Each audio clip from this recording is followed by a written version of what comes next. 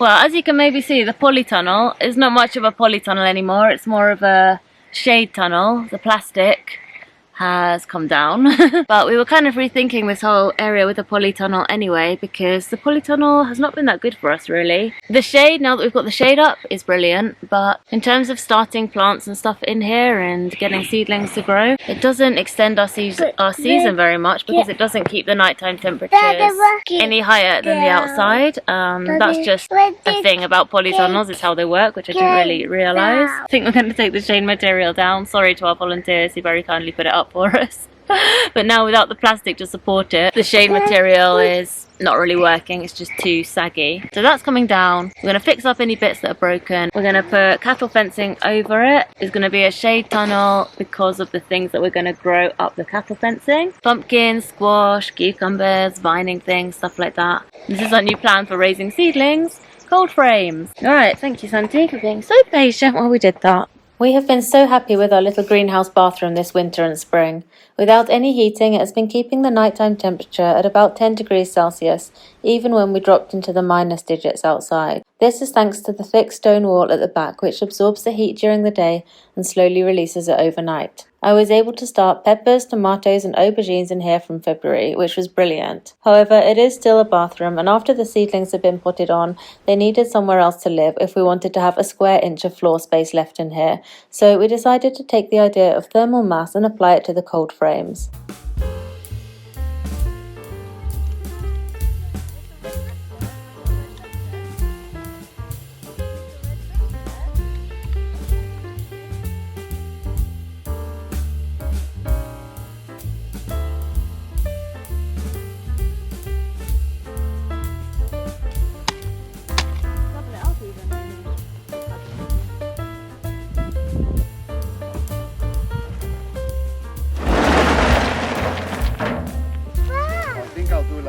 Maybe like a 1 meter.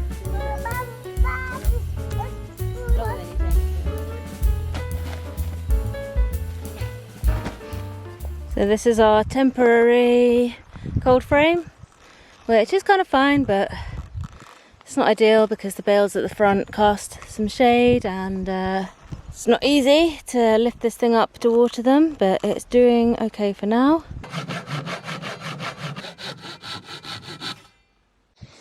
Wow, look at this! Look what Papa's done! You want to go in there?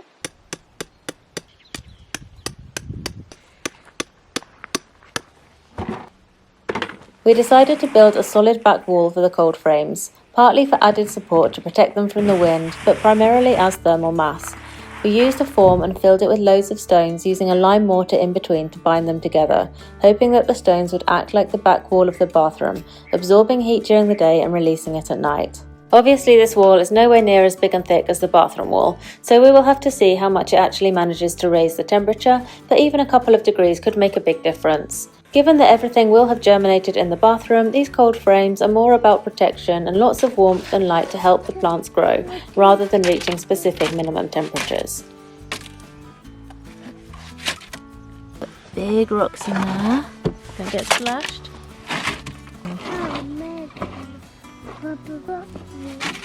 We also wanted to use this technique to familiarise ourselves with it and see how much work it would entail. In The Good Life, Helen and Scott Nearing's classic memoir of self-sufficient living in Maine in the US, the couple describe building many houses and structures using this technique, which is called slipstone. Reading about it, we were really inspired to try it and thought it could be a really cool way of building walls and maybe even bigger structures. We weren't expecting our cold frames to be anywhere near as attractive as the buildings and houses Helen and Scott Nearing created, but we were curious to try the process. Wow. Go in? You can't go in. I'll be very disappointed. Ready? Aww. What can we learn from this? Need to choose flat-faced stones. Well, it's more solid than I expected. I thought these bits would like come off. I'll put on the screen a picture of what we were aiming for. No, our inspiration. I wasn't aiming for No, like I a know. beautiful. I knew it wasn't gonna be like a perfect. I think this shows that I could use more stones. Yeah. Because there's a lot of material. It's because we used small stones. Yeah. If we used big stones, you'd take more care where you place them, and it would look. Yeah. Well, there was a limit to how much effort we wanted to put into this wall, so we just grabbed the stones that were lying around. I think it's great. It's gonna be covered. It's about thermal. It's about thermal mass. It's not about a beautiful wall. Yep. After finishing the first half of the wall, we moved the form along and repeated the same process again.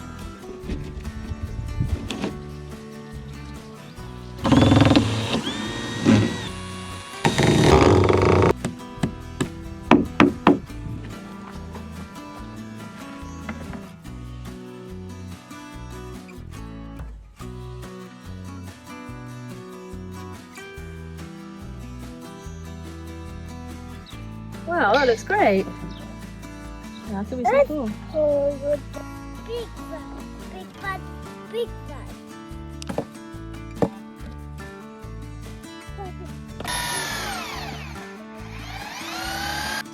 People, people, people, people.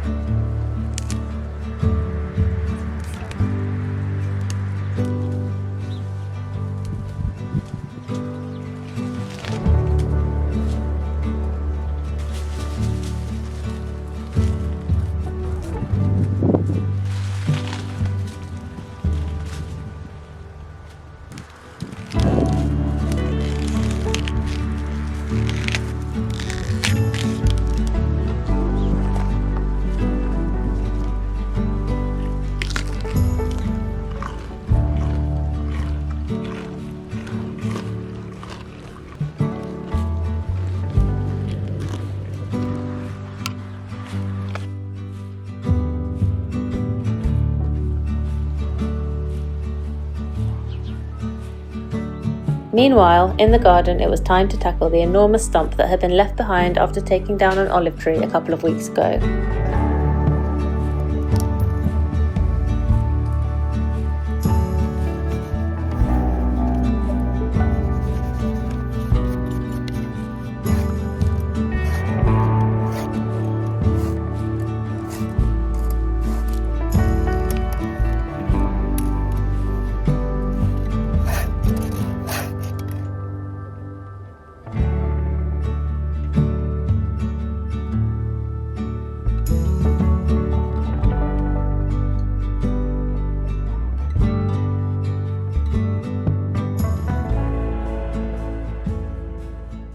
Alright, this is where we got to with the stump.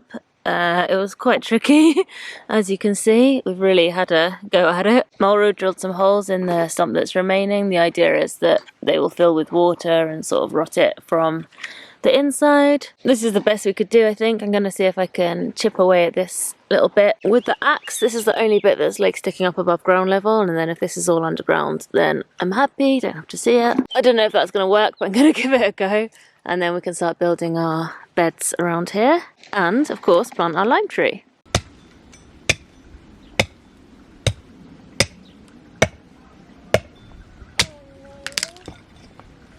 Big rock. The axe actually worked way better than I expected, and it didn't take too long to remove the remaining stump that was still above ground level.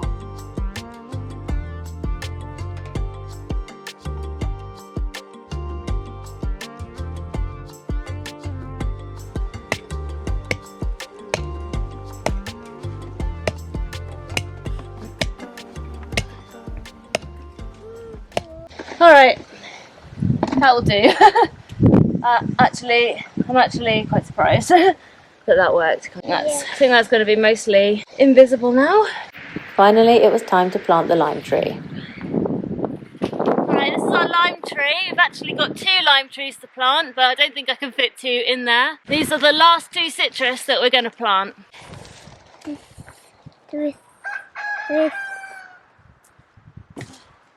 Alright, so I think we're going to put the lime tree here. And then I think we're going to have like a semicircular bed around the stump, and then hopefully the stump, you won't even sort of know it's there.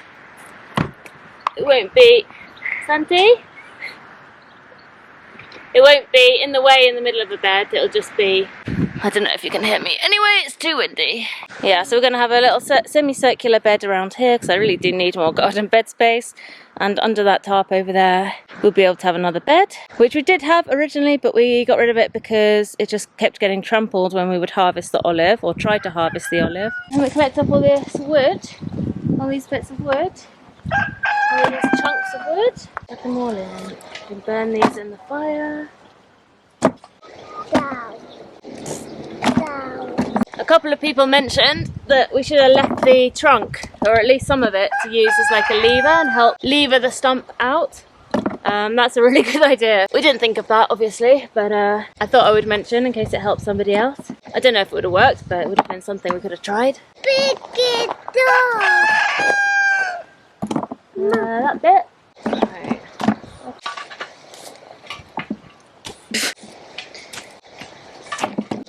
Oh. Miss. Miss.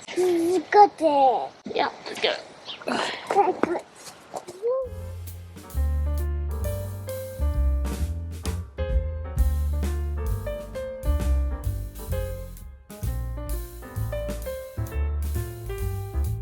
I'll just bring the wood chip.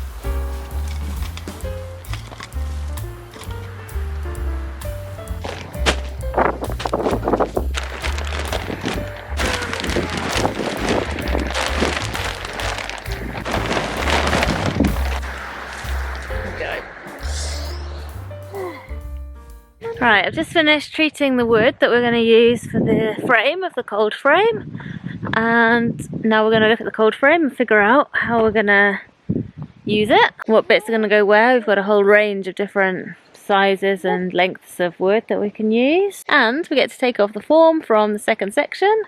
It's probably going to look quite a lot like the first, but still, that's quite exciting. We had a lot of rain recently, so we've been paused on this for a while. Actually, you can see where it's rained on the top of this and it's washed away a bit of cement, a bit of lime, but never mind.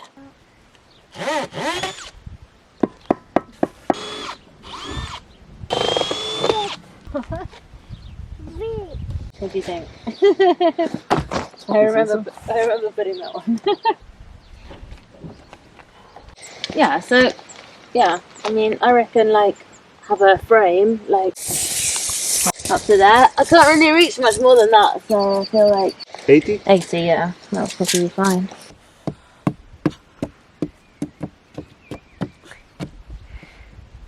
The next step was to level the ground and lay out the weed barrier.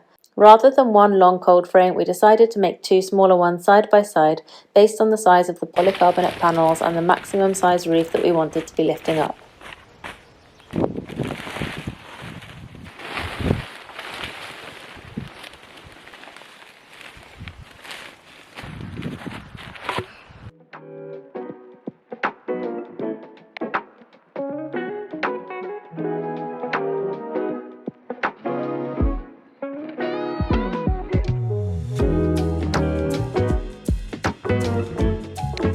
Just so bad at like visualizing this stuff before I've got it in front of me. I just cannot like picture how it's gonna be. In my head I was kind of imagining like the wood of the frame on the outside and the plastic on the inside, because I just thought that would look nice, but I can't work out how that would work with like the corner pieces. So like the sides would be straightforward, the plastic just goes there, but then how would it... Now I see it's obviously easier to put the plastic on the outside, which I think that's fine. I'm sure it'll still look fine.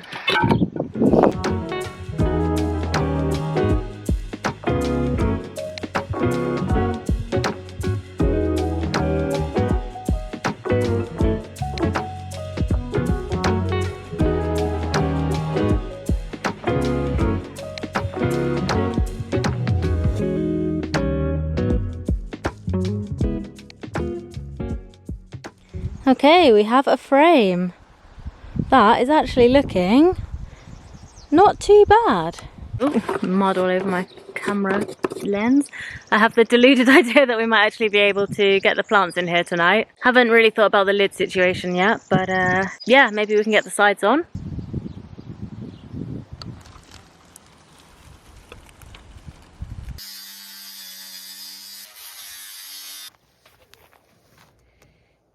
Any comments? No? No. No, this material, it's like the structure is quite flimsy, but Yes. this material is so strong that I think it'll add to the rigidity and it'll be okay. Yeah. Daddy, would we go in? You want to go in? Are you a plant? Are you a plantita? Yeah. Hmm. And Daddy is the Well, one cold frame is done. As you can see, we've put the plastic on, and this is what it's looking like. We haven't figured out a mechanism for propping it up yet, so these are just sticks. But yeah, I'm really happy with it. It's looking great. I think it looks awesome. And Mauro's just starting on the second one. With this one, down. stick style. Let's go with that.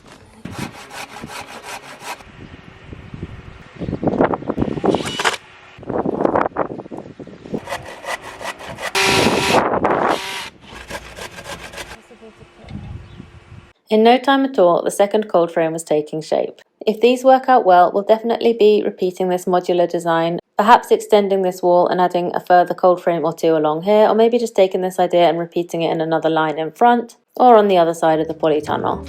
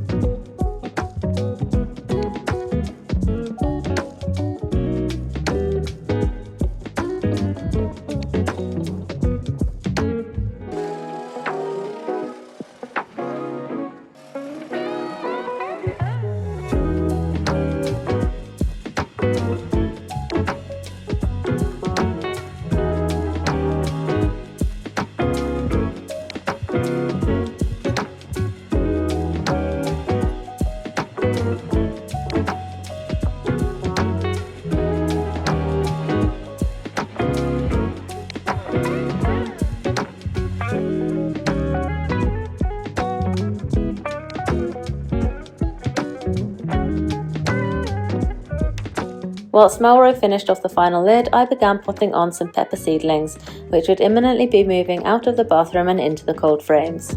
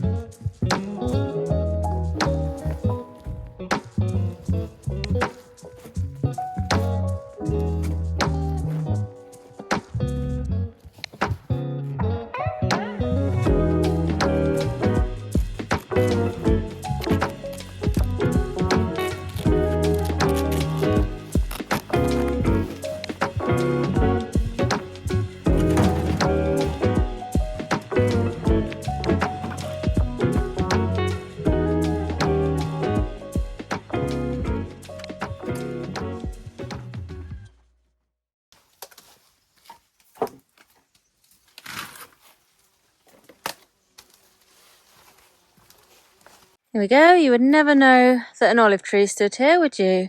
We've got all the beds covered in straw. I'm not going to plant them yet because I think I'm going to put squash, summer squash and winter squash in these beds. So I'll put those out in a little bit. My seedlings are just growing at the moment. And we still have one more lime tree to plant somewhere. That's our last citrus. And I think I'm going to put it over here on this corner of the deposit. It's kind of the only place I think we can put it. at least near this deposit. As you can see, it's a pretty lush green area over here because we do have the overflow pipe going over there. We try not to let the deposit overflow through here because it does just make a bit of a bog.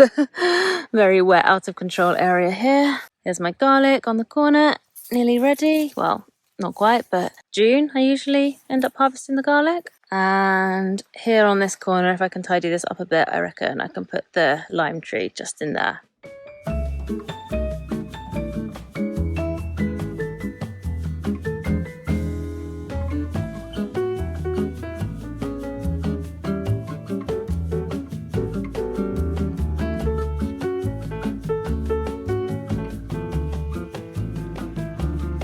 This bed was actually built as a hugelkultur bed a few years back, but I hadn't planted anything much there recently as it always just got too weedy from all the moisture.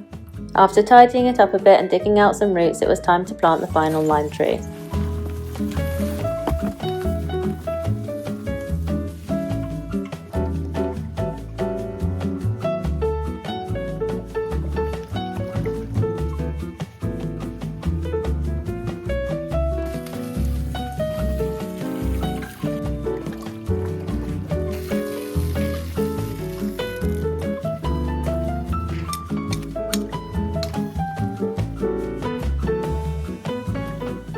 Right, there we go. Gonna put some straw on that. This, by the way, is a little climbing rose, which I planted about a year ago. It's actually doing quite well. I was thinking it could maybe climb up the pergola one day, but it's got a bit of a way to go. I don't think that's gonna happen. Anyway, it should look pretty.